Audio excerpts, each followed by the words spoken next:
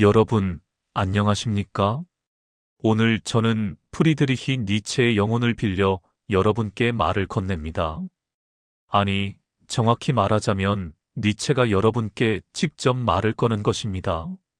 그는 언제나 나는 미래의 인간들에게 말한다고 했습니다. 그리고 지금 바로 여러분이 그 미래입니다. 60대?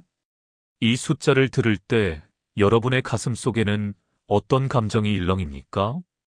혹시 이제 끝이구나라는 체념이 스멀스멀 기어오르지는 않습니까? 아니면 내 인생의 황혼기라는 누군가 정해놓은 틀 속에 스스로를 가두고 계신 것은 아닙니까? 나는 단호히 말합니다. 여러분은 지금 황혼이 아니라 정오에 서 있습니다. 정오. 태양이 가장 높이 떠올라 그림자조차 사라지는 시간. 모든 것이 가장 명료하게 드러나는 순간. 60대는 바로 그런 시간입니다. 20대의 혼란스러운 열정도 40대의 의무에 짓눌린 안개도 거쳤습니다. 이제 여러분 앞에는 명확한 진실만이 놓여 있습니다. 그런데 왜 사람들은 이 시기를 쇠락이라고 부릅니까? 왜 여생이라는 말로 남은 시간을 깎아내립니까? 나는 이것이 약자들의 도덕, 무리의 도덕이라고 말합니다. 생산성으로만 인간의 가치를 매기는 자들, 젊음이라는 한순간의 광채에만 집착하는 자들이 만들어낸 거짓말입니다. 여러분, 잠시 눈을 감으십시오. 그리고 떠올려 보십시오. 지난 60년, 아니 70년의 세월을 전쟁의 폐허 위에서, 가난의 진흙탕에서 여러분은 어떻게 살아남았습니까? 아침 4시에 일어나 논밭을 갈고 공장의 시끄러운 기계음 속에서 온종일 나사를 조이고 장사를 위해 추운 새벽 시장을 누빈 그 시간들. 자식들의 학비를 마련하기 위해 끼니를 거르고 내 옷 한 벌 사는 것을 수십 번 미루며 여러분은 스스로의 꿈을 저당 잡히고 살아왔습니다. 그것은 나약함이 아니었습니다. 그것은 의지의 극한이었습니다. 니체가 말한 힘의 의지 윌 투 파워를 여러분은 이미 살아내셨습니다. 책에서 배운 것이 아니라 몸으로, 땀으로, 때로는 눈물로 증명하셨습니다. 그런데 이제 와서 자식들이 장성하고 사회적 역할이 줄어들었다고 해서 여러분 스스로 이제 쓸모없는 사람이라고 생각하신다면 그것이야말로 가장 큰 배반입니다. 누구에 대한 배반입니까? 바로 그 모든 고난을 이겨낸 여러분 자신에 대한 배반입니다. 나는 차라투스트라는 이렇게 말했다 해서 인간 정신의 세 가지 변화에 대해 말했습니다. 낙타, 사자, 그리고 어린아이. 이것은 단순한 비유가 아닙니다. 이것은 인간이 진정한 자유에 이르기 위한 필연적인 과정입니다. 여러분의 지난 60년은 낙타의 시기였습니다. 낙타는 무엇을 합니까? 무거운 짐을 집니다. 사막을 건넙니다. 목마름을 견딥니다. 불평하지 않습니다. 묵묵히 앞으로 나아갑니다. 여러분이 바로 그 낙타였습니다. 가족을 위해, 자식을 위해, 부모님을 위해라는 짐을 지고 여러분은 인생이라는 사막을 건너왔습니다. 때로는 목이 타들어가도 발바닥에 물집이 잡혀도 여러분은 멈추지 않았습니다. 명절이 되면 며느리나 사위의 눈치를 보며 차례상을 차리고 손주들 용돈을 챙기느라 여러분의 노후 자금은 조금씩 줄어들었지만 그래도 웃으며 괜찮다, 괜찮아라고 말했습니다. 아픈 무릎을 붙잡고 병원에 갔다가도 자식이 엄마 아빠는 건강하시죠? 라고 무심코 묻는 전화에는 응, 괜찮단다라고 대답했습니다. 왜 그랬습니까? 사랑 때문이었습니까? 물론입니다. 하지만 그것만은 아니었습니다. 여러분은 그래야 한다고 배웠기 때문입니다. 부모는 자식을 위해 희생하는 것이 당연하다고, 나이 든 사람은 젊은이들에게 길을 비켜주는 것이 미덕이라고 사회는 여러분께 그렇게 가르쳤습니다. 나는 이것을 비난하지 않습니다. 아니, 오히려 나는 이 낙타의 시기를 존엄하게 여깁니다. 왜냐하면 짐을 질 수 있다는 것, 그 자체가 힘이기 때문입니다. 책임을 감당할 수 있다는 것, 고통을 견뎌낼 수 있다는 것, 그것은 약함의 표시가 아니라 강함의 증거입니다. 하지만 여러분, 이제 이 질문을 해야 합니다. 나는 언제까지 낙타로 살 것인가? 사막은 이미 건넜습니다. 짐은 충분히 졌습니다. 이제 그 짐을 내려놓을 때가 오지 않았습니까? 어떤 분은 이렇게 말씀하실 겁니다. 하지만 선생님, 짐을 내려놓으면 나는 누구입니까? 자식의 부모가 아니면, 누군가의 할머니, 할아버지가 아니면 나는 대체 무엇으로 존재합니까? 바로 그 질문, 그 두려움이 여러분을 낙타에 묶어두고 있습니다. 나는 말합니다. 여러분은 이미 충분히 증명했습니다. 여러분은 이미 가족을 지켰고, 의무를 다했고, 세상이 요구한 모든 것을 해냈습니다. 이제는 다음 단계로 나아갈 자격이 있습니다. 구체적으로 상상해 봅시다. 추석 전날 밤 여러분은 부엌에서 나무를 다듬고 계십니다. 허리는 아프지만 내일 자식들이 올 생각에 마음은 설렙니다. 하지만 막상 명절날 식탁에 둘러앉은 가족들은 각자의 스마트폰만 들여다봅니다. 여러분이 정성껏 만든 음식에 대해 맛있다는 말 한마디 없이 엄마 이것 간이 좀 센데요라는 핀잔만 들립니다. 식사가 끝나면 젊은이들은 서둘러 자리를 뜹니다. 교통 막히기 전에 가봐야 해요. 그리고 여러분은 혼자 남아 설거지를 합니다. 텅 빈 거실을 바라보며 생각합니다. 내가 왜 이렇게까지 해야 하지? 바로 그 순간 여러분 안에서 무언가가 움틀거립니다. 분노? 아닙니다. 그것은 각성입니다. 나는 더 이상 이렇게 살지 않겠다는 의지의 씨앗입니다. 그 씨앗을 키우십시오. 물을 주십시오. 그것이 바로 다음 단계, 사자의 시기로 가는 문입니다. 낙타가 사막에서 충분히 고행한 뒤 정신은 사자로 변합니다. 사자는 무엇을 합니까? 사자는 포효합니다. 나는 하겠다 I will라고 말합니다. 하지만 그 전에 먼저 나는 하지 않겠다 I will not를 외칩니다. 사자는 용과 싸웁니다. 그 용의 이름은 너는 해야만 한다 다우 실트입니다. 수천 년 동안 인류가 쌓아온 가치관, 도덕, 관습, 그것들이 비늘 하나하나에 새겨진 용입니다. 60대인 여러분 앞에도 그 용이 버티고 있습니다. 나이 들면 조용히 살아야지. 자식에게 짐이 되면 안 돼. 늙은이가 무슨 새로운 도전을 해. 이제 건강이나 챙기면서 죽을 날만 기다려. 이 말들이 여러분의 목을 조릅니다. 숨을 막습니다. 하지만 여러분은 이것이 상식이라고 생각하며 순순히 따릅니다. 나는 묻습니다. 누가 그렇게 정했습니까? 누가 60대는 일해야 한다고 선포했습니까? 여러분이 아닙니다. 사회가, 젊은이들이, 미디어가, 무리가 정한 것입니다. 그리고 무리의 도덕은 언제나 평범함을 강요하고 개성을 억압하며 강한 자를 약하게 만듭니다. 사자가 되십시오. 사자는 용에게 맞섭니다. 아니다. 나는 내가 말하는 대로 살지 않겠다라고 선언합니다. 구체적으로 어떻게 합니까? 첫째, 타인의 기대를 거부하십시오. 자식이 엄마, 우리 애들 좀 봐주세요라고 할 때, 만약 여러분이 정말로 원하지 않는다면, 미안하지만 나도 내 인생이 있다라고 말할 수 있어야 합니다. 물론 처음에는 어렵습니다. 죄책감이 밀려옵니다. 나쁜 부모, 이기적인 할머니라는 낙인이 찍힐까봐 두렵습니다. 하지만 나는 말합니다.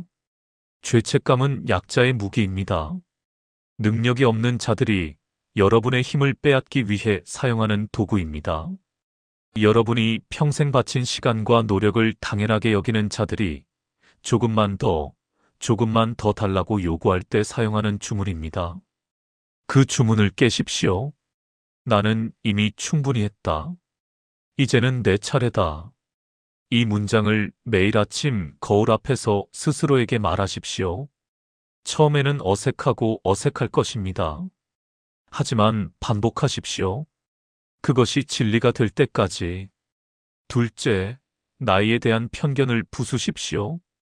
여러분은 혹시 이런 생각을 하지 않으십니까? 60 넘어서 무슨 새로운 걸 배워.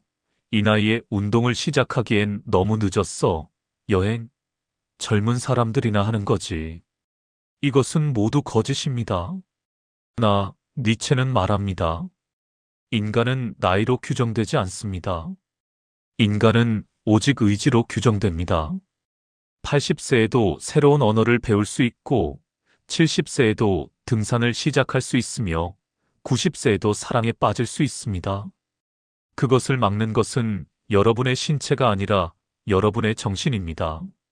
내가 아는 한 할머니의 이야기를 해드리겠습니다. 실제로 있는 이야기입니다. 그분은 65세의 남편을 여의었습니다. 50년을 함께 산 동반자의 죽음 앞에서 그분은 무너질 뻔했습니다. 자식들은 엄마, 이제 우리 집에 와서 사세요라고 했습니다. 하지만 그분은 거절했습니다. 대신 그분은 혼자 제주도로 떠났습니다. 작은 게스트하우스를 빌려 한 달을 지냈습니다. 거기서 그분은 매일 아침 바다를 바라보며 걸었습니다. 처음으로 자신만을 위한 시간을 가졌습니다. 그리고 돌아와서는 평생 꿈꿔온 서예를 배우기 시작했습니다. 지금 그분은 70대 중반인데 작은 전시회를 열 정도가 되었습니다. 자식들은 처음에는 걱정했습니다. 엄마가 정신이 이상해진 거 아냐? 하지만 지금은 모두 인정합니다. 어머니가 이전보다 훨씬 행복해 보인다고. 이것이 사자의 삶입니다. 기존의 틀을 부수고 자신만의 길을 만드는 것입니다. 셋째, 죽음에 대한 두려움을 직시하십시오. 60대가 되면 죽음이 더 이상 추상적인 개념이 아닙니다. 친구들의 부고가 들려오고 병원 검진 결과를 받을 때마다 심장이 철렁합니다. 혹시 나도? 사람들은 이 두려움을 회피하려 합니다. 아직 멀었어. 생각하지 말자라며 외면합니다. 하지만 나는 정반대를 말합니다. 죽음을 응시하십시오. 죽음은 적이 아닙니다. 죽음은 삶의 완성입니다. 죽음이 있기에 삶은 의미를 가집니다. 영원히 산다면 오늘 하루가 무슨 가치가 있겠습니까? 내일도 모레도 만년 뒤에도 할 수 있는데 말입니다. 죽음을 생각하면 오히려 명료해집니다. 나에게 남은 시간이 얼마나 될까? 10년, 20년, 30년? 구체적인 숫자를 떠올려 보십시오. 그리고 묻십시오. 이 시간을 나는 어떻게 쓸 것인가? 남의 눈치를 보며 쓸 것입니까? 아니면 진정으로 내가 원하는 것을 하며 쓸 것입니까? 사자는 이렇게 포효합니다. 나에게 남은 시간은 내 것이다. 낙타에서 사자로, 그리고 마지막 변화. 사자는 어린아이가 됩니다. 여러분은 혼란스러울 것입니다. 60대가 웬 어린아이입니까? 우스운 소리 아닙니까? 아닙니다. 이것이야말로 가장 심오한 진리입니다. 어린아이는 무엇을 합니다니까? 어린아이는 망각합니다. 어제의 상처를 오늘까지 끌고 가지 않습니다.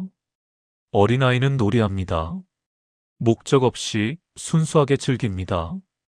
어린아이는 새로운 시작입니다.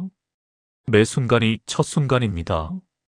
60대인 여러분에게 이것이 왜 중요합니까? 여러분은 너무 많은 것을 기억하고 있습니다. 과거의 후회, 상처, 원망. 그때 그렇게 하지 말걸. 저 사람이 나한테 했던 짓을 어떻게 잊어? 내 인생이 왜 이 모양일까? 이 기억들이 여러분의 발목을 잡고 있습니다. 무거운 쇠사슬처럼. 나는 말합니다. 잊으십시오. 하지만 선생님, 잊는 것은 나약함 아닙니까? 역사를 잊은 민족에게 미래는 없다고 하지 않았습니까? 아닙니다. 망각은 나약함이 아니라 힘입니다. 적극적인 망각, 전략적인 망각은 새로운 창조를 위한 필수 조건입니다. 여러분 중 누군가는 40년 전 남편이나 아내가 했던 말에 아직도 상처받고 있을지 모릅니다. 당신 때문에 내 인생이 망쳤어라고 한 그 말. 혹은 자식이 사춘기 때 내뱉은 엄마 아빠는 날 이해 못해라는 그 말. 그 말들을 계속 곱씹으며 산다면 여러분은 과거의 노예입니다. 어린아이가 되십시오. 어린아이는 아침에 일어나면 어제의 싸움을 잊습니다. 새로운 하루를 시작합니다. 그렇다고 해서 과거를 부정하라는 것이 아닙니다. 과거의 경험은 여러분을 지혜롭게 만들었습니다. 하지만 과거에 지배당하지는 마십시오. 구체적인 실천 방법을 알려드리겠습니다. 매일 저녁 잠들기 전에 이렇게 말하십시오. 오늘 하루도 살았다. 좋은 일도 있었고 나쁜 일도 있었다. 하지만 이제 모두 지나갔다. 내일은 완전히 새로운 날이다. 그리고 실제로 잊으십시오. 오늘 누군가와 다퉜다면 내일 아침에는 그 사람을 처음 만나는 것처럼 대하십시오. 과거의 감정을 끌고 오지 마십시오. 그게 어떻게 가능합니까? 반복입니다. 의지입니다. 처음에는 어렵습니다. 하지만 연습하면 됩니다. 근육을 키우듯이 망각의 능력도 키울 수 있습니다. 그리고 어린아이처럼 놀이하십시오. 여러분은 언제 마지막으로 진심으로 웃었습니까? 언제 마지막으로 무언가에 완전히 몰입했습니까? 시간 가는 줄 모르고. 많은 60대 분들이 이렇게 말합니다. 이제 즐길 게 뭐가 있어요? 텔레비전이나 보고 손주나 보고. 아닙니다. 그것은 여러분이 스스로를 포기한 것입니다. 세상에는 무궁무진한 즐거움이 있습니다. 새로운 요리를 배우는 것, 악기를 연주하는 것, 춤을 추는 것, 글을 쓰는 것, 그림을 그리는 것, 정원을 가꾸는 것, 새로운 친구를 만나는 것, 여행을 떠나는 것. 하지만 이런 것들은 젊은 사람들이나 하는 거잖아요. 또 거기에 갇혔군요.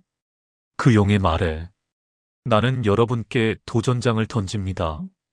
이번 주 안에 한 번도 해본 적 없는 것을 하십시오. 작은 것이라도 좋습니다. 평소 안 가던 카페에 가서 낯선 메뉴를 주문하십시오. 책방에 가서 평소 안 읽던 장르의 책을 사십시오. 공원에서 아이들이 노는 걸 보며 따라 웃어 보십시오. 어린아이가 되십시오. 호기심으로 가득한 이제 가장 중요한 이야기를 해야 할 때입니다. 니체의 철학의 핵심. 운명의 뭐, FATI. 이것은 단순한 체념이 아닙니다. 어쩔 수 없지 뭐라는 패배주의가 아닙니다. 운명에는 적극적인 긍정입니다. 내 인생에 일어난 모든 일, 좋은 일도, 나쁜 일도, 기쁨도, 고통도 모두 사랑한다는 선언입니다. 여러분은 지금 과거를 돌아보며 후회하고 계실지 모릅니다. 그때 다른 선택을 했더라면, 좀 더 공부했더라면, 그 사람과 결혼하지 않았더라면, 사업을 시작하지 않았더라면, 이런 생각들이 여러분을 갉아먹고 있습니다. 나는 묻습니다. 그렇다면 여러분은 지금 여기 존재하지 않았을 것입니다. 다른 선택을 했다면 여러분은 다른 사람이 되었을 것입니다. 지금의 여러분은 존재하지 않았을 것입니다. 그리고 나는 다시 묻습니다. 지금의 여러분을 부정하시겠습니까? 60년, 70년을 살아온 이 사람을, 모든 상처와 주름과 경험을 가진 이 사람을 없던 것으로 하시겠습니까? 운명에는 이렇게 말합니다. 나는 내 인생의 모든 순간을 긍정한다. 심지어 가장 고통스러웠던 순간조차도. 왜냐하면 그 모든 것이 지금의 나를 만들었기 때문이다. 여러분 중 어떤 분은 남편의 외도를 겪었을지 모릅니다. 그 고통을 어떻게 긍정할 수 있습니까? 어떤 분은 자식의 배신을 겪었을지 모릅니다. 평생 키운 자식이 돈만 달라고 하고 찾아오지도 않는 현실을 어떻게 이것을 사랑할 수 있습니까? 나는 말합니다. 그 고통이 여러분을 강하게 만들었다고. 만약 그런 일이 없었다면 여러분은 인간의 어두운 면을 몰랐을 것입니다. 세상의 냉혹함을 몰랐을 것입니다. 하지만 그것을 겪었기에 여러분은 진정한 연민을 배웠습니다. 진정한 용서를 배웠습니다. 진정한 독립을 배웠습니다. 그 상처가 없었다면 여러분은 지금처럼 깊은 사람이 아니었을 것입니다. 운명에는 이렇게 말합니다. 내 삶에 일어난 모든 것은 필연이었다. 그리고 그것은 좋았다. 하지만 이것은 쉽지 않습니다. 나도 압니다. 이것은 가장 어려운 과제입니다. 그래서 나는 여러분께 영원회귀의 사상을 제시합니다. 상상해 보십시오. 여러분의 인생이 정확히 똑같이 한치의 차이도 없이 영원히 반복된다면 어떻겠습니까? 같은 고통, 같은 실수, 같은 후회가 무한히 반복됩니다. 여러분은 그것을 견딜 수 있습니까? 아니, 견디는 것이 아닙니다. 기꺼이 원할 수 있습니까? 한 번 더, 그렇다, 한 번 더 똑같이 살겠다, 라고 외칠 수 있습니까? 만약 그럴 수 없다면 여러분은 아직 자신의 삶을 긍정하지 못한 것입니다. 하지만 만약 그럴 수 있다면 여러분은 진정으로 자유로운 것입니다. 이것은 단순한 사고 실험이 아닙니다. 이것은 여러분의 삶의 태도를 바꾸는 도구입니다. 오늘 하루를 살 때 이렇게 생각하십시오. 이 하루가 영원히 반복된다면 나는 이렇게 살 것인가? 만약 그 대답이 아니오라면 지금 당장 바꾸십시오. 하기 싫은 일을 그만두십시오. 만나기 싫은 사람을 만나지 마십시오. 거짓된 미소를 짓지 마십시오. 만약 그 대답이 예라면 더욱 깊이 몰입하십시오. 더욱 진심으로 사십시오. 영원회귀의 사상은 여러분께 이렇게 묻습니다. 당신은 정말로 이 삶을 사랑하는가? 그리고 운명에는 이렇게 대답하라고 가르칩니다. 그렇다. 나는 내 운명을 사랑한다. 60대가 되면 고독은 피할 수 없습니다. 배우자가 먼저 세상을 떠나거나 함께 살아도 서로 할 말이 없거나, 자식들은 각자의 삶이 바빠서 명절에나 얼굴을 비추고, 친구들도 하나둘 연락이 끊기고, 많은 분들이 이 고독을 외로움으로 받아들입니다. 그리고 그것을 피하려 합니다. 노인정에 나가고, 성당이나 절에 나가고, 자식에게 전화를 자주 하고. 하지만 나는 말합니다. 고독은 저주가 아니라 축복입니다. 고독과 외로움은 다릅니다. 외로움은 타인의 부재를 슬퍼하는 것입니다. 아무도 나를 찾지 않아. 나는 혼자야라며 비참해하는 것입니다. 하지만 고독은 자기 자신과의 만남입니다. 타인의 소음에서 벗어나 진정한 나를 만나는 시간입니다. 나는 산에서 홀로 걸으며 차라투스트라를 썼습니다. 사람들이 날 미쳤다고 했을 때도, 친구들이 등을 돌렸을 때도 나는 고독 속에서 나 자신을 발견했습니다. 여러분도 그럴 수 있습니다. 아침에 일어나 커피 한 잔을 타서 창가에 앉으십시오. 아무 생각 없이 바깥을 바라보십시오. 햇빛이 어떻게 나뭇잎을 비추는지, 바람이 어떻게 커튼을 흔드는지 그냥 존재하십시오. 처음에는 불편할 것입니다. 뭔가 해야 하는데라는 생각이 들 것입니다. 스마트폰을 집어들고 싶을 것입니다. 텔레비전을 켜고 싶을 것입니다. 참으십시오. 그 불편함을 견디십시오. 그러면 어느 순간 고요가 찾아옵니다. 그리고 그 고요 속에서 여러분은 자기 자신의 목소리를 듣게 됩니다. 나는 정말로 무엇을 원하는가? 나는 어떤 사람인가? 나에게 중요한 것은 무엇인가? 이 질문들에 대한 답을 찾으려면 고독이 필요합니다. 무리 속에서는 절대 자기 자신을 발견할 수 없습니다. 왜냐하면 무리는 언제나 평균을 요구하기 때문입니다. 다른 사람들처럼 살아라, 튀지인 마라를 강요하기 때문입니다. 하지만 고독 속에서는 그런 압력이 없습니다. 여러분은 오직 여러분 자신과만 대면합니다. 실천 방법을 알려드리겠습니다. 일주일에 하루 완전히 혼자만의 시간을 가지십시오. 그날은 누구와도 만나지 마십시오. 전화도 받지 마십시오. 그냥 혼자 무언가를 하십시오. 산책을 하거나 책을 읽거나 일기를 쓰거나 명상을 하거나 무엇이든 좋습니다. 중요한 것은 홀로 한다는 것입니다. 처음에는 하루가 너무 길게 느껴질 것입니다. 이걸 어떻게 다 채우지? 하지만 몇 주가 지나면 하루가 부족하게 느껴질 것입니다. 벌써 끝났네. 그것이 바로 고독의 축복을 경험하기 시작한 것입니다. 그리고 이것을 깨닫게 될 것입니다. 나는 혼자서도 충분히 행복할 수 있다. 이것은 이기심이 아닙니다. 이것은 자립입니다. 정신적 독립입니다. 타인에게 의존하지 않는다는 것은 타인을 사랑하지 않는다는 뜻이 아닙니다. 오히려 정반대입니다. 스스로 충만한 사람만이 타인에게 진정으로 베풀 수 있습니다. 빈 그릇에서는 아무것도 나올 수 없습니다. 먼저 자신의 그릇을 채우십시오. 고독을 통해 거울을 보면 여러분은 무엇을 보십니까? 주름진 얼굴, 흰 머리카락, 처진 살, 얼룩진 손등. 그리고 생각합니다. 나는 늙었구나. 많은 분들이 이 변화를 부정하려 합니다. 염색을 하고 주름 크림을 바르고 성형수술을 고려하기도 합니다. 젊어 보이고 싶어요. 왜입니까?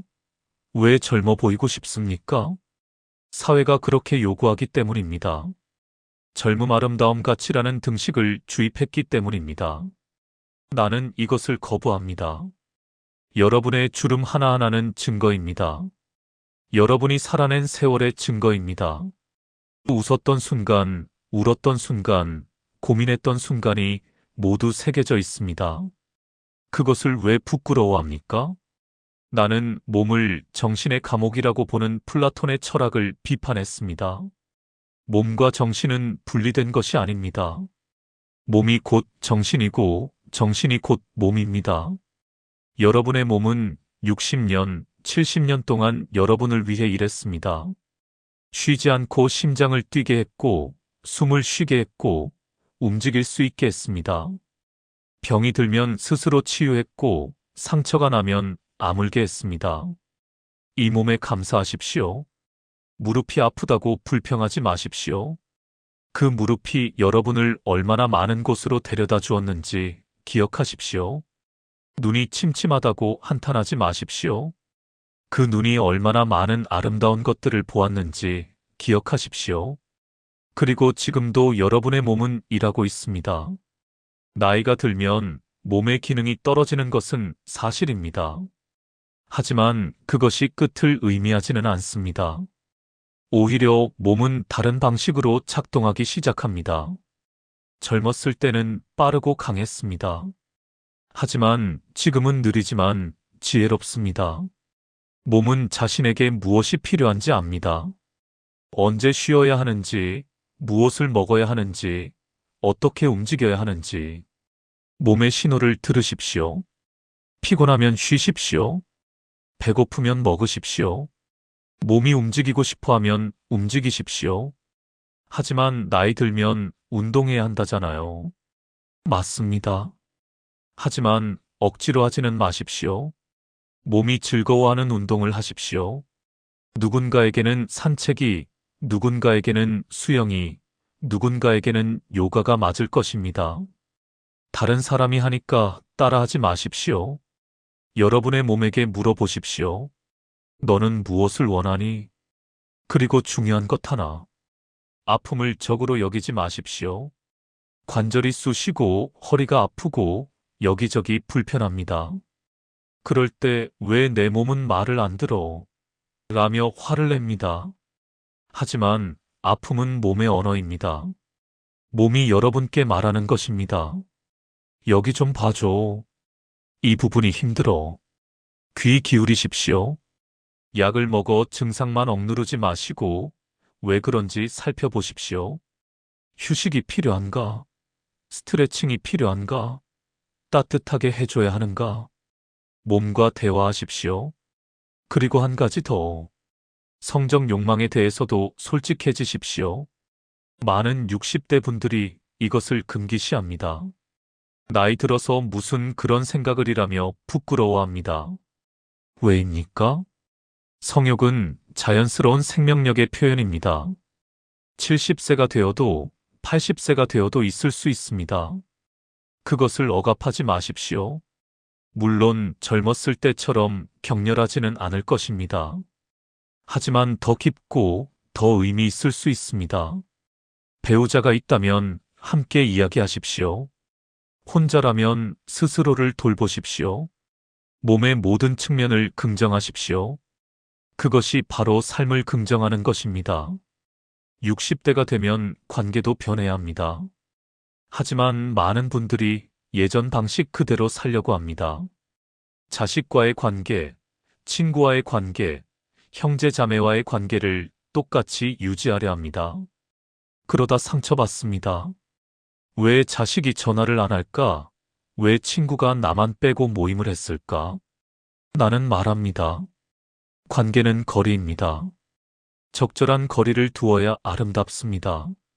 너무 가까우면 서로를 짓누르고 너무 멀면 의미가 없습니다. 60대의 여러분에게 필요한 것은 거리를 조정하는 용기입니다. 첫째, 자식과의 거리. 자식을 사랑하는 것과 자식에게 매달리는 것은 다릅니다.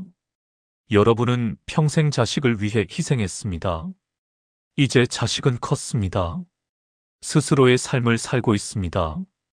이것이 바로 여러분이 원했던 것 아닙니까? 그런데 왜 허전해합니까? 왜 자식이 자주 연락하지 않는다고 서운해합니까? 그것은 여러분이 자식을 통해 자신의 가치를 확인하려 하기 때문입니다. 내가 필요한 사람이구나를 느끼고 싶어서입니다. 하지만 이것은 건강하지 않습니다. 자식도 부담스럽고 여러분도 의존적이 됩니다. 거리를 두십시오. 자식이 연락하면 반갑게 받되 연락하지 않아도 괜찮다고 생각하십시오. 자식의 삶에 개입하려 하지 마십시오. 너는 이렇게 해야 해라고 조언하고 싶은 마음을 참으십시오. 자식은 자식의 인생을 살 권리가 있습니다. 실수할 권리도 있습니다. 그리고 여러분은 여러분의 인생을 살 권리가 있습니다. 자식 없이도. 둘째, 배우자와의 거리. 40년, 50년을 함께 산 부부라면 이제는 서로가 너무 익숙합니다. 공기처럼. 그래서 소홀해집니다. 감사도 없고 배려도 없습니다. 어차피 내 사람인데 뭐라는 생각으로. 아니면 정반대로 너무 집착합니다. 당신은 내 것이야. 어디 가는지 다 알아야 해. 둘 다 건강하지 않습니다.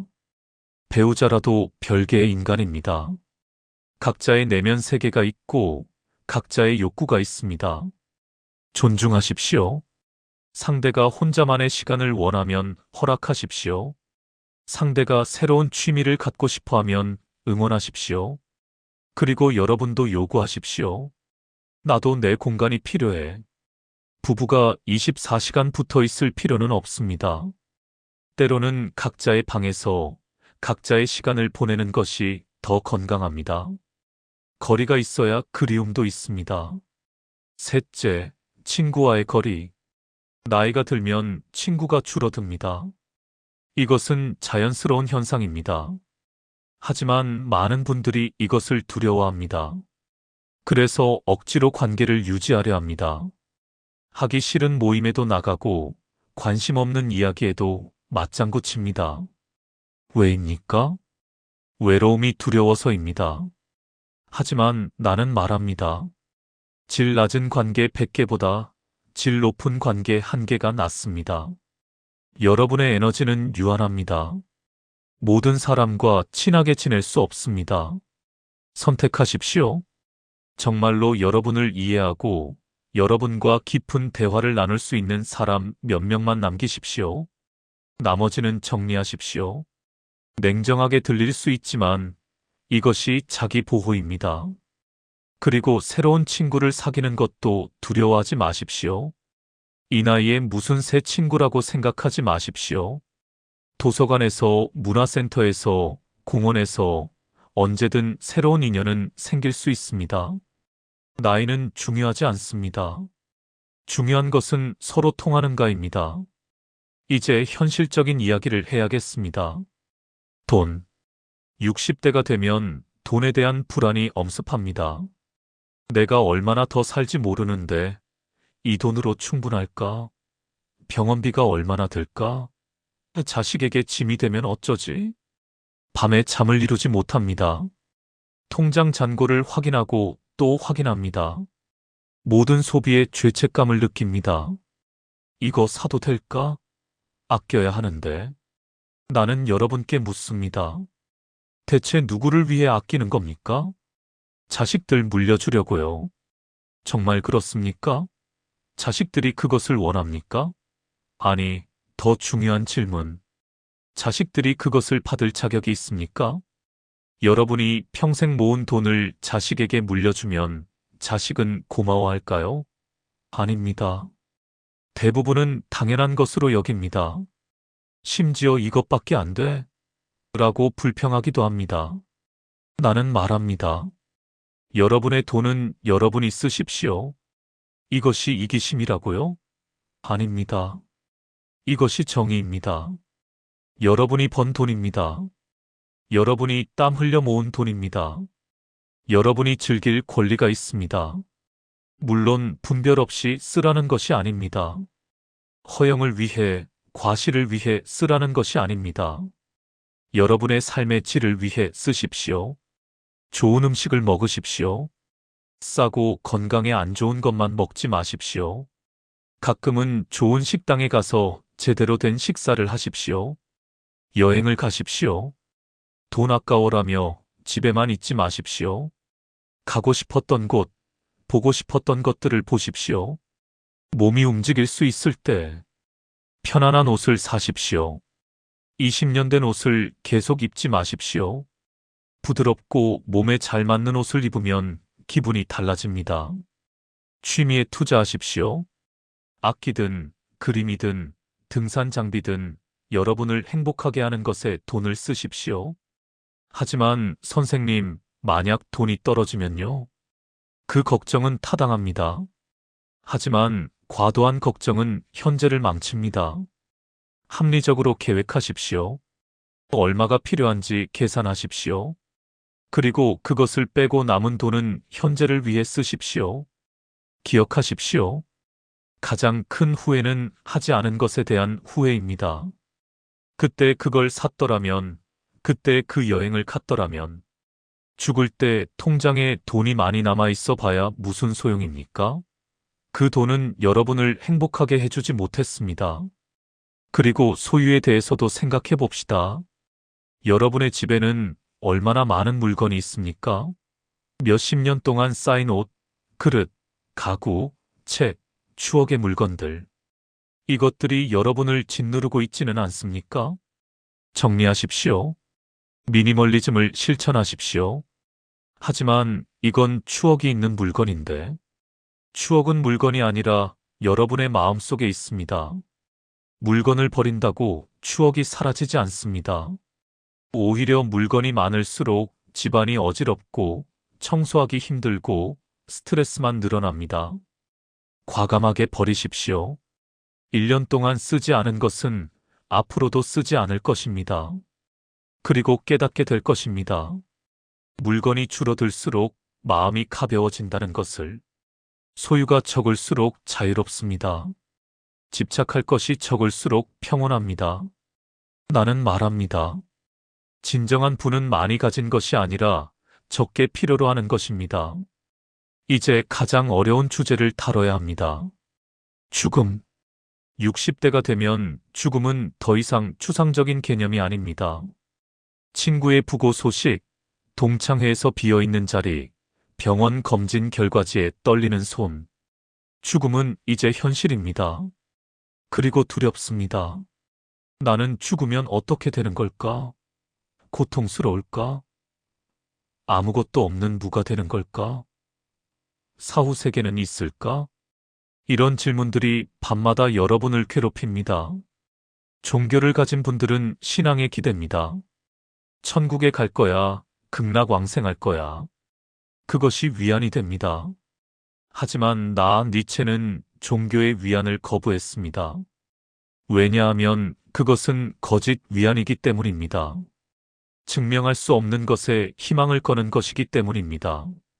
그렇다고 해서 나는 여러분을 절망 속에 내버려 두려는 것이 아닙니다.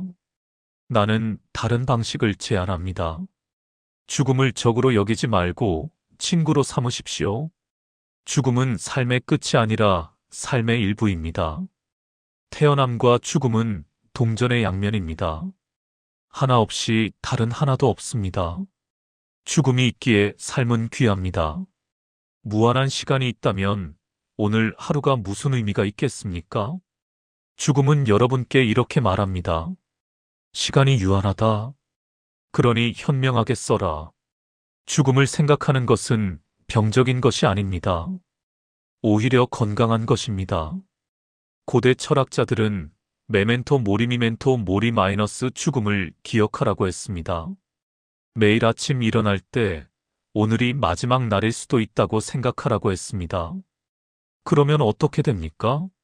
사소한 것에 화내지 않게 됩니다.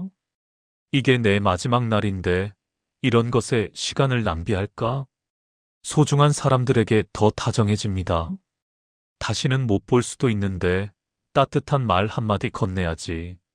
미루던 일을 실행에 옮깁니다. 나중에는 오지 않을 수도 있으니까요.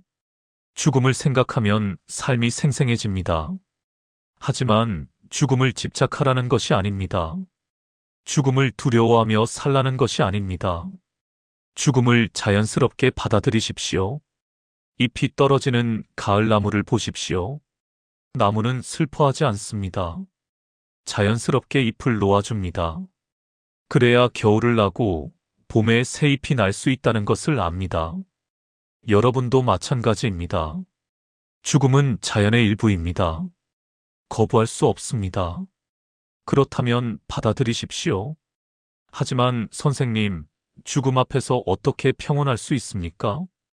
연습입니다. 명상입니다. 매일 5분 조용히 앉아서 죽음을 상상하십시오. 내가 죽으면 어떻게 될까? 내 몸은 흙으로 돌아갈 것이다. 나를 이루고 있던 원자들은 우주로 흩어질 것이다. 그리고 새로운 무언가가 될 것이다. 이것은 슬픈 것이 아닙니다. 이것은 아름다운 순환입니다.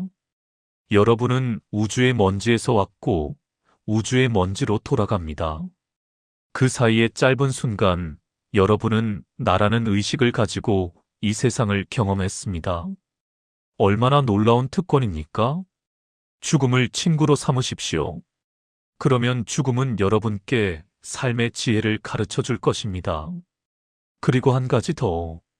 여러분의 죽음을 준비하십시오. 실질적으로 유언장을 쓰십시오. 어떤 장례를 원하는지 명확히 하십시오. 재산을 어떻게 나눌지 정하십시오. 재수 없는 소리 하지 마세요. 아닙니다. 이것이야말로 책임 있는 태도입니다. 죽음을 준비하지 않으면 남은 사람들이 혼란에 빠집니다. 유산 문제로 자식들이 싸웁니다. 여러분이 원하지 않는 방식으로 장례가 치러집니다. 그것을 막으십시오. 명확하게 지시를 남기십시오. 이것은 죽음을 앞당기는 것이 아닙니다. 오히려 죽음의 공포를 줄입니다. 준비됐어. 언제든 괜찮아. 그러면 남은 삶을 더 자유롭게 살 수 있습니다. 여러분은 혹시 이렇게 생각하지 않으십니까? 내 인생은 이제 다 살았어. 이제는 그냥 조용히 마무리만 하면 돼. 만약 그렇게 생각한다면 나는 강하게 반박합니다. 여러분의 인생은 아직 끝나지 않았습니다. 아니, 정확히 말하면 이제부터가 진짜 시작일 수 있습니다. 60년, 70년의 경험, 수많은 시행착오, 성공과 실패, 기쁨과 슬픔, 이 모든 것이 여러분 안에 재료로 쌓여 있습니다. 이제 이 재료로 무언가를 창조할 때입니다. 하지만 선생님, 저는 예술가도 아니고 재능도 없는데 무슨 창조를 합니까? 여기서 말하는 창조는 예술 작품만을 의미하지 않습니다. 여러분의 삶 자체가 작품입니다. 매일 아침 일어나서 어떻게 살지를 선택하는 것, 그것이 창조입니다. 어떤 태도를 가질지, 어떤 말을 할지, 어떤 관계를 만들지, 그 모든 것이 창조 행위입니다. 나는 초인 BRMENSCH에 대해 말했습니다. 초인은 특별한 능력을 가진 사람이 아닙니다. 초인은 자기 자신을 창조하는 사람입니다. 주어진 틀에 갇히지 않고 스스로 가치를 만들고 스스로 의미를 부여하는 사람입니다. 60대인 여러분이야말로 초인이 될 자격이 있습니다. 왜냐하면 이제 여러분은 자유롭기 때문입니다. 직장의 의무에서 자유롭습니다. 자식 양육의 의무에서 자유롭습니다. 사회적 기대에서 자유롭습니다. 이제 여러분은 오직 여러분 자신에게만 책임지면 됩니다. 이 자유를 낭비하지 마십시오. 구체적으로 무엇을 할 수 있을까요? 첫째, 여러분의 이야기를 기록하십시오. 60년, 70년의 삶은 그 자체로 역사입니다. 여러분이 겪은 시대, 사건, 사람들. 이것을 글로 남기십시오. 글 쓰는 재주가 없는데 상관없습니다. 문학성이 중요한 것이 아닙니다. 진실성이 중요합니다. 일기를 쓰십시오. 회고록을 쓰십시오. 손주들에게 남길 편지를 쓰십시오. 할머니는 이렇게 살았단다. 이런 일들이 있었고, 이런 생각을 했고, 이런 것을 배웠단다. 이것은 단순한 기록이 아닙니다. 이것은 유산입니다. 돈보다 훨씬 귀중한 유산입니다. 둘째, 새로운 기술을 배우십시오. 이 나이에 새로운 걸 배워서 뭐합니까? 배움 그 자체가 목적입니다. 배움은 뇌를 젊게 유지합니다. 삶에 활력을 줍니다. 악기를 배우십시오. 피아노든 기타든 우쿨렐레든. 처음에는 서툴 것입니다. 손가락이 말을 안 들을 것입니다. 하지만 계속하십시오. 6개월 후, 1년 후, 여러분은 간단한 곡을 연주할 수 있게 될 것입니다. 그 성취감이 얼마나 큰지 아십니까? 외국어를 배우십시오. 여행도 안 가는데 왜? 라고 묻지 마십시오. 새로운 언어는 새로운 세계입니다. 새로운 사고방식입니다. 그림을 그리십시오. 사진을 찍으십시오. 요리를 배우십시오. 춤을 배우십시오. 중요한 것은 과정입니다. 결과가 아닙니다. 배우는 과정 자체가 여러분을 살아있게 합니다. 셋째, 누군가를 가르치십시오. 여러분은 60년, 70년의 지혜를 가지고 있습니다. 이것을 혼자 가지고 있지 마십시오. 젊은 세대에게 전하십시오. 요즘 젊은이들은 듣지도 않을 텐데. 그렇게 포기하지 마십시오. 진심은 통합니다. 꼭 거창한 것이 아니어도 됩니다. 손주에게 뜨개질을 가르치십시오. 이웃 아이에게 텃밭 가꾸는 법을 알려주십시오. 동네 도서관에서 책 읽어주기 봉사를 하십시오. 여러분의 경험, 여러분의 기술, 여러분의 지혜는 가치가 있습니다. 나누십시오. 그러면 여러분도 풍요로워질 것입니다. 넷째, 유산을 다시 정의하십시오. 사람들은 유산이라고 하면 재산을 떠올립니다. 얼마를 남길 것인가. 하지만 진정한 유산은 가치관입니다. 태도입니다. 여러분이 어떻게 살았는지, 어떤 선택을 했는지, 어떤 가치를 중요하게 여겼는지. 이것이 여러분이 남기는 진짜 유산입니다. 자식들은 여러분의 돈을 물려받을 수 있습니다. 하지만 더 중요한 것은 여러분의 삶의 방식을 물려받는 것입니다. 그러니 지금 이 순간 여러분이 보여주십시오. 나이 들어서도 배우는 모습을, 넘어져도 다시 일어서는 모습을, 고난 앞에서도 웃는 모습을. 이것이 바로 창조입니다. 여러분의 삶이라는 작품을 완성해가는 것입니다. 그리고 기억하십시오. 모차르트는 35세에 죽었지만 불멸의 음악을 남겼습니다. 하지만 70세까지 산 사람도 위대한 작품을 남길 수 있습니다. 나이가 아니라 의지가 작품의 질을 결정합니다. 여러분, 마지막으로 언제 진심으로 웃으셨습니까? 배꼽을 잡고 눈물이 날 정도로, 온몸이 떨릴 정도로 웃은 것이 언제입니까? 많은 분들이 기억하지 못할 것입니다. 웃을 일이 어디 있어요라고 답할 것입니다. 이것이 바로 문제입니다. 나이가 들수록 사람들은 심각해집니다. 무거워집니다. 모든 것을 진지하게 받아들입니다. 인생이란 원래 그런 거 아닙니까? 아닙니다. 인생은 여러분이 만드는 것입니다. 나는 즐거운 학문다이 FRHLICHE WISSENSCHAFT에 대해 썼습니다. 삶을 학문처럼 진지하게 탐구하되 그 과정을 즐겁게 하라고 했습니다. 60대인 여러분에게 기쁨은 필수입니다. 사치가 아닙니다. 기쁨은 면역력을 높입니다. 스트레스를 줄입니다. 관계를 개선합니다. 수명을 늘립니다. 하지만 무엇보다 기쁨은 삶을 살만하게 만듭니다. 어떻게 기쁨을 되찾을 수 있을까요? 첫째, 유머 감각을 되살리십시오. 자신을 너무 진지하게 받아들이지 마십시오.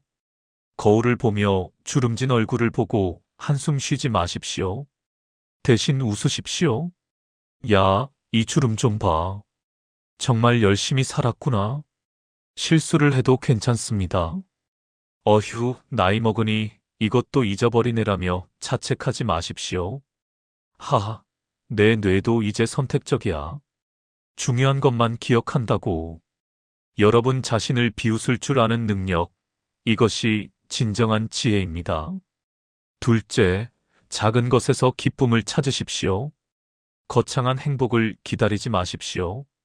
복권에 당첨되거나, 자식이 대성공하거나, 건강이 완전히 회복되거나, 그런 일은 일어나지 않을 수 있습니다. 대신 오늘, 지금, 이 순간의 기쁨을 찾으십시오. 아침 햇살이 창문으로 들어오는 것, 따뜻한 커피 한 잔, 길에서 만난 강아지가 꼬리를 흔드는 것, 좋아하는 노래가 라디오에서 나오는 것, 이런 작은 순간들을 알아차리십시오. 대부분의 사람들은 이런 것들을 그냥 지나칩니다.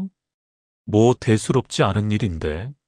하지만 이런 순간들이 모여서 행복한 하루가 됩니다. 셋째, 놀이를 되살리십시오. 어린 시절, 여러분은 어떻게 놀았습니까?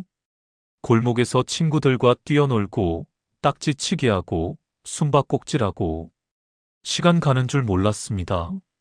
그 감각을 되찾으십시오. 꼭 어린이 놀이를 하라는 것이 아닙니다. 어른의 놀이가 있습니다. 퍼즐 맞추기, 바둑두기, 카드 게임하기, 보드 게임하기, 혹은 정원 가꾸기, 낚시하기, 등산하기. 중요한 것은 목적 없이 즐기는 것입니다. 이걸 해서 뭐가 생산됩니까? 아무것도 생산되지 않습니다. 그것이 바로 놀이의 본질입니다. 생산성에서 벗어나십시오. 효율성에서 벗어나십시오. 그냥 즐기십시오. 넷째, 웃음을 찾아가십시오. 코미디 프로그램을 보십시오. 재미있는 책을 읽으십시오. 유머 감각이 있는 친구들과 시간을 보내십시오. 웃음은 전염됩니다. 다른 사람이 웃으면 나도 웃게 됩니다. 그리고 스스로도 유머를 만들어내십시오. 재미있는 이야기를 하십시오. 농담을 하십시오.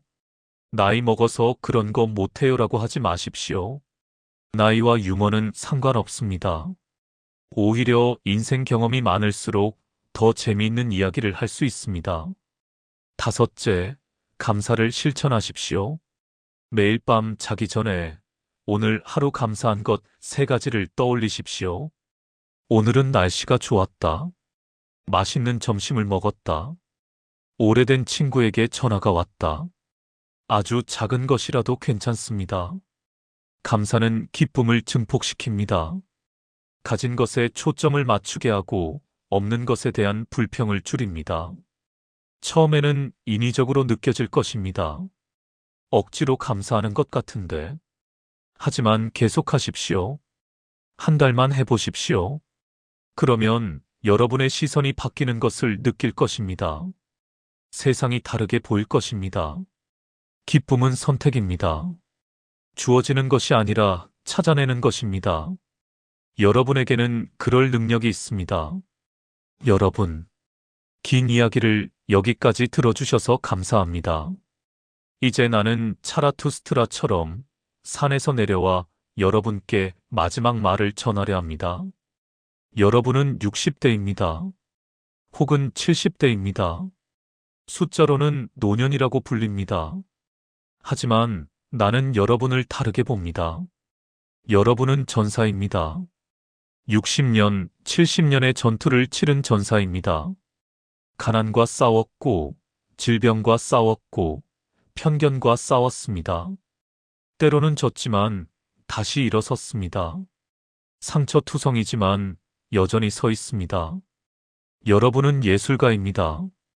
여러분의 삶이라는 캔버스에 기쁨과 슬픔으로 그림을 그렸습니다. 아직 완성되지 않았습니다. 여전히 붓을 들고 있습니다. 마지막 붓질이 가장 중요할 수 있습니다. 여러분은 철학자입니다. 삶의 의미를 묻고 답을 찾으려 노력했습니다. 책에서가 아니라 실제 경험에서 배웠습니다. 여러분의 지혜는 진짜입니다. 그리고 여러분은 자유인입니다. 더 이상 누구의 허락도 필요 없습니다. 자식의 허락도, 사회의 허락도, 신의 허락도. 여러분은 여러분 자신의 주인입니다. 이제 나는 여러분께 도전장을 던집니다. 남은 삶을 걸작으로 만드십시오. 매일 아침 일어날 때 이렇게 외치십시오. 나는 살아있다. 오늘도 나에게 주어진 하루다. 나는 이것을 낭비하지 않을 것이다. 거울을 볼 때 이렇게 말하십시오. 이 주름, 이 흰 머리, 이 모든 것이 나의 증거다. 나는 부끄럽지 않다. 나는 자랑스럽다. 실패했을 때 이렇게 생각하십시오. 좋다. 나는 또 무언가를 배웠다. 나는 여전히 성장하고 있다. 외로울 때 이렇게 말하십시오. 나는 혼자가 아니다. 나에게는 나 자신이 있다. 그것으로 충분하다.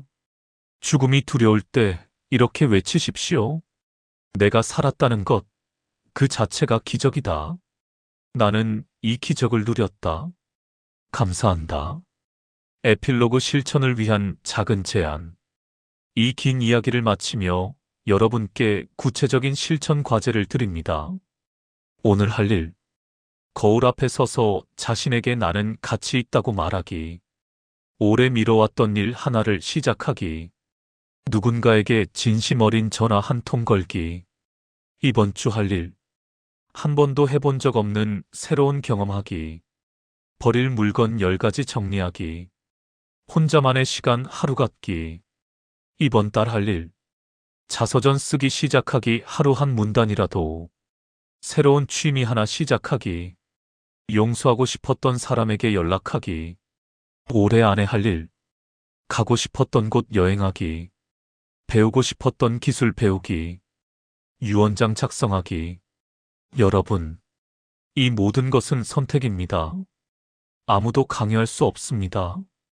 하지만 만약 여러분이 진정으로 남은 인생을 빛나게 하고 싶다면, 만약 여러분이 후회 없이 살고 싶다면, 만약 여러분이 마지막 순간에 미소 지으며 눈을 감고 싶다면 지금 시작하십시오.